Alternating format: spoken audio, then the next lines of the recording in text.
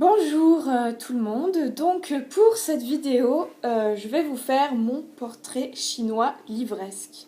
Donc à chaque fois je vais dire si j'étais donc je serai donc en rapport avec l'univers du livre. Alors pour commencer, si j'étais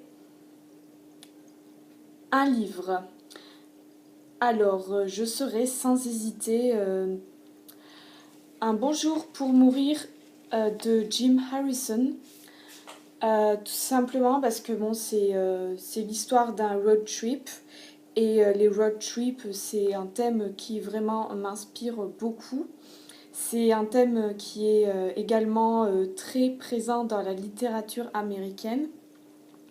Et donc, Un bonjour pour mourir, c'est l'histoire donc d'un road trip dans les USA des années 60. C'est un voyage entre amis. Leur but, en fait, à la fin de ce road trip, c'est de faire sauter un barrage qui se situe au Grand Canyon du Colorado. Donc, il y a un côté aussi militant pour lutter contre l'industrialisation qui détruit la nature. Et bon, c'est leur quête en fait dans ce roman. Et moi je trouve que c'est une belle quête. Et puis c'est simple, mais ce livre, on a, on n'a pas envie de s'arrêter de lire en fait en plein milieu. On a envie de continuer pendant des heures et des heures à le lire. Et c'est aussi Jim Harrison, je trouve que ça se lit assez facilement, même si, bon, le langage, des fois, ça peut un peu choquer, mais en même temps, En même temps, il ne fait pas de fioritures et bon, on comprend vite ce qui se passe. Et puis aussi, il ne cherche pas à transformer la réalité et c'est quelque chose vraiment que j'apprécie. Si j'étais, si j'étais donc une couverture, alors je serais n'importe quelle couverture des éditions Kirkus Book. Ce sont des éditions anglaises. C'est une maison d'édition anglaise qui fait des couvertures magnifiques, dont celle-là que j'ai à vous montrer. Voilà, donc The Food of Love. Comme vous pouvez voir, vraiment, j'aime beaucoup. En plus, la police est un peu girly et ça donne envie de lire. Franchement, rien qu'en voyant les magnifiques couvertures que cette édition fait, on a vraiment envie de lire, même si à la base, c'est pas forcément notre style de littérature. On a envie d'ouvrir le livre et de découvrir ce que c'est en fait. Si j'étais une maison d'édition, je serais sans hésitation le livre de poche parce que ce sont des formats nomades, pratiques à emporter pour un voyage ou même quand on sort dans le sac, ça ne pèse pas lourd et on peut facilement se régaler donc avec des livres pas lourds. Sinon, au niveau en littérature étrangère, Actes Sud, je trouve qu'aussi c'est une maison d'édition qui fait des choses vraiment très sympas. Si j'étais un auteur, je serais tout simplement Boris Vian. Parce que j'ai toujours aimé son humour teinté à la fois de poésie aussi d'absurde, qui pour moi, ces trois ingrédients sont des ingrédients qui sont parfaits pour ne pas se lasser, justement quand à la lecture d'un roman. Bon, il n'y a pas que ça, certes, mais en tout cas, dans son style d'écriture, ce sont ces trois ingrédients-là qui fait qu'on ne se lasse jamais quand on commence un roman de Boris Vian. Si j'étais un best-seller, je serais sans hésitation Fault in the Stars, ou bon, en français c'est Nos étoiles contraires, mais je dis Fault in the Stars parce que je l'ai lu en anglais. C'est un livre sur une histoire d'amour entre deux adolescents qui se rencontrent dans un club pour les malades du cancer.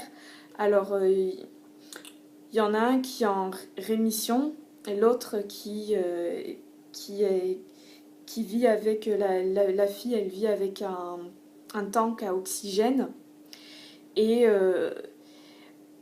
ils deviennent amis et peu à peu ils tombent amoureux l'un de l'autre et ils décident de réaliser un de leurs rêves, c'est-à-dire rencontrer leur auteur favori, Peter Van Houten, qui vit à Amsterdam, aux Pays-Bas.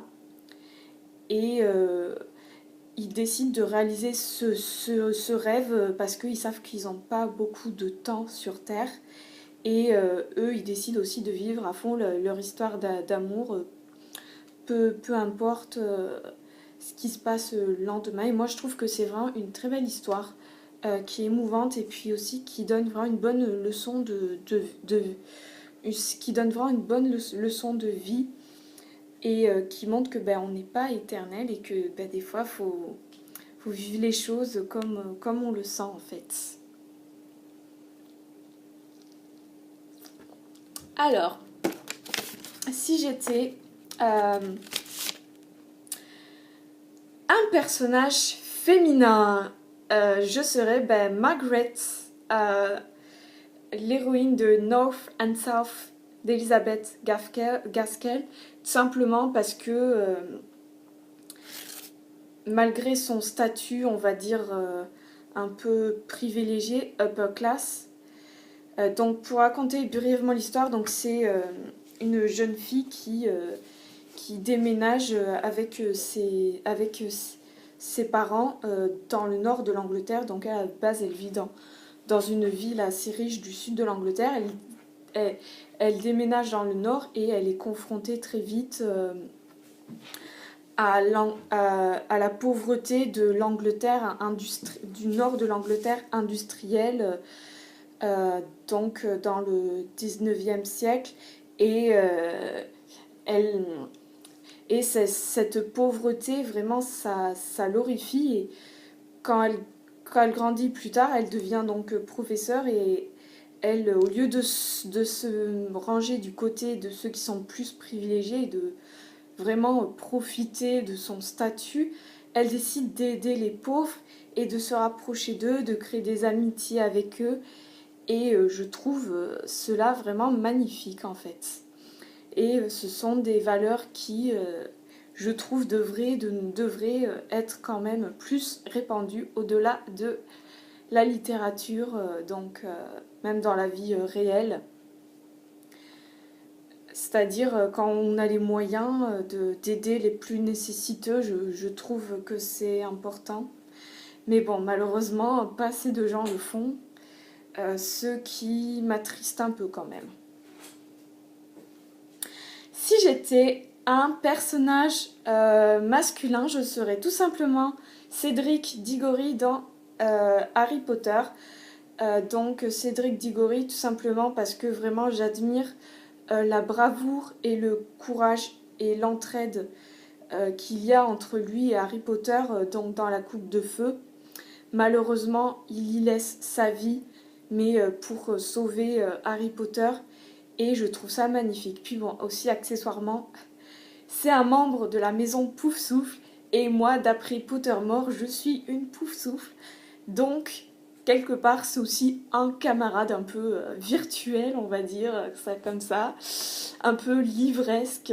Donc, c'est vraiment un personnage qui m'inspire et qui, je trouve, que plus de gens devraient prendre exemple sur lui, je trouve.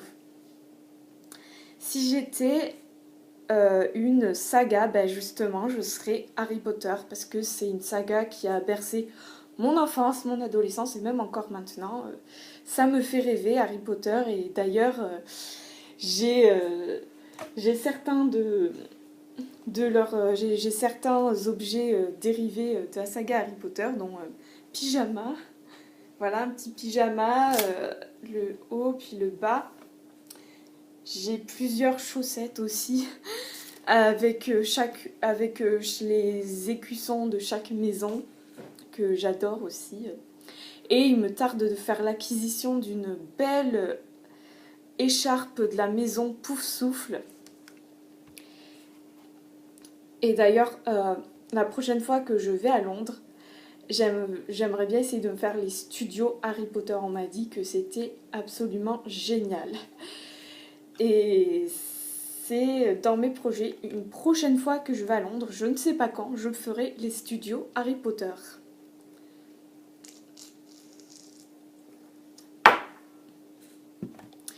J'ai aussi déjà, bon toujours dans l'univers Harry Potter, j'ai aussi déjà goûté les fameuses dragées surprises de Bertie Crochu. Alors plus tard, dans une vidéo, je ne sais pas quand, je vous ferai une dégustation en vidéo des dragées surprises de Bertie Crochu et je vous donnerai mon avis sur chacune d'elles. Alors bon, ça va sûrement être la soupe à la grimace pour certaines dragées. Mais ça promet d'être une vidéo sympa et drôle. Alors, si j'étais un marque-page, en fait, vous allez rire, mais je n'ai pas de marque-page attitré. Je suis une sans marque-page fixe. Donc, je suis une S, M, P, F, voilà. À défaut d'être une SDF, je suis une SMPF, sans marque-page fixe. En fait, chaque fois, ce que je fais, c'est que je découpe un papier volant, une languette, et puis je le mets dans le livre à l'endroit où j'en suis, ou sinon je prends un petit post-it et je le colle aussi.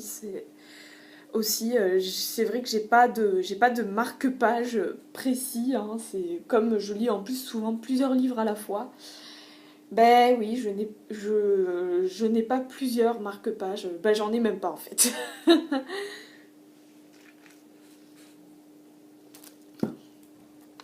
Si j'étais un résumé ou une quatrième de couverture. Alors, si j'étais un résumé, une quatrième de couverture, je serais tout simplement, c'est la quatrième de couverture des aventures de Tom Sawyer. Que je trouve qu'elles accrochent bien. Donc, bon, là, c'est écrit en anglais. Impish, daring young Tom Sawyer is a hero to his friends and a torment to his relation. For wherever there is mischief or adventure, Tom is at the heart of it. During one hot summer, Tom witnesses a murder, runs away to be pirates, attends his own funeral, rescues an innocent man from the gallows, searches for treasure in a haunted house, foils a devilish plot, and discovers a box of gold. But can he escape his nemesis, the villainous Injun Joe? Donc, pour vous résumer rapidement en français, le courageux et intrépide Tom Sawyer est considéré comme un héros par ses amis et aussi, mais par sa famille, un peu comme un ouragan.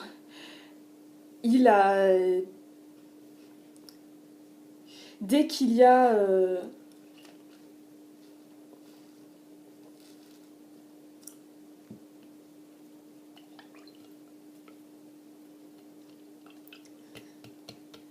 des ennuis, une aventure, Tom, il est au cœur des ennuis il est au cœur de cela. Pendant un été chaud, Tom, il est témoin d'un meurtre et il s'enfuit pour être un pirate. Il assiste à ses propres funérailles et il sauve un homme innocent d'une crevasse. Il cherche aussi un trésor dans une maison hantée et il découvre un coffre d'or. Mais est-ce qu'il pourra échapper son ennemi Injun Joe? Donc voilà, je trouve que cette 4e de couverture, elle amène aussi beaucoup de suspense dans l'histoire. Hein. Déjà, ça décrit bien quel genre de personnage est Tom. On sait à quoi s'attendre. Mais en même temps, elle ne dévoile pas trop... elle ne dévoile pas trop non plus ce qui se passe. Parce que c'est vrai que des fois, il y a des résumés... qui des fois sont un peu trop spoilants en fait. Donc après au final on se dit ça sert à rien de claquer 15 € dans ce livre, en fait on connaît déjà l'histoire. Sauf que non, celle-là de 4e de couverture, je trouve que elle laisse ce qu'il faut de suspense.